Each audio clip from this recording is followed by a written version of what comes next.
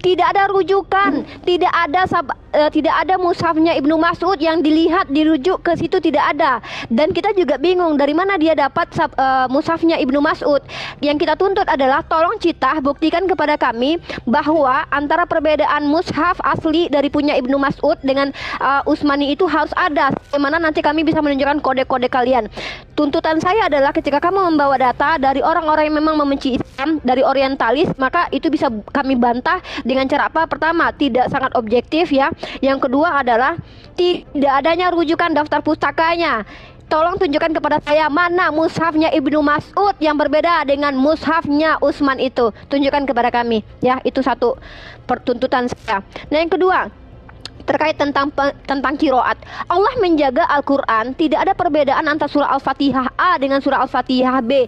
Artinya kalau cara membacanya, bukankah Quraisy sudah katakan tadi, diverifikasi oleh baginda Rasulullah Muhammad SAW, dibolehkan, dibenarkan membaca dengan 7 kiroat. Memang kemudian 2 abad kemudian banyak muncul beberapa kiroat. Dan ingat ya, pembakaran itu bukan karena kiroat itu, tetapi karena banyaknya umat yang mengkafirkan seperti yang kamu jawab tadi. Justru Sayyidina Utsman itu menghilangkan supaya tidak terjadi perdebatan yang sangat hebat di antara para sahabat. Karena apa? Karena saking keterjagaannya Al-Quran, mereka tidak akan sependapat dengan orang yang lafaznya berbeda. Bagaimana terjadi kepada Sayyidina Umar dengan Hisham.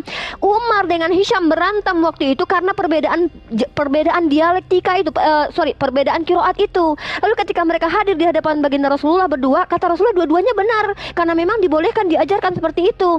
Artinya apa? Inilah kehebatan umat Islam. Ketika ada yang berbeda, mereka tidak mau menerima. Artinya mereka tidak mau, oh ini beda nih. Ternyata dibolehkan dialek itu. Makanya Utsman itu memerintahkan untuk membakar supaya tidak terjadi kafir mengkafirkan seperti itu. Perbedaan pendapat yang menjadi asbab kafir mengkafirkan. Tapi kalau memang ada polemik di Al-Qur'annya, mana? Tunjukkan kepada kami masalah Al-Qur'annya. Dan kamu tuliskan tadi ayat 8 itu adalah narasi dari polemikus dari Kristen, bukan dari pihak Islam.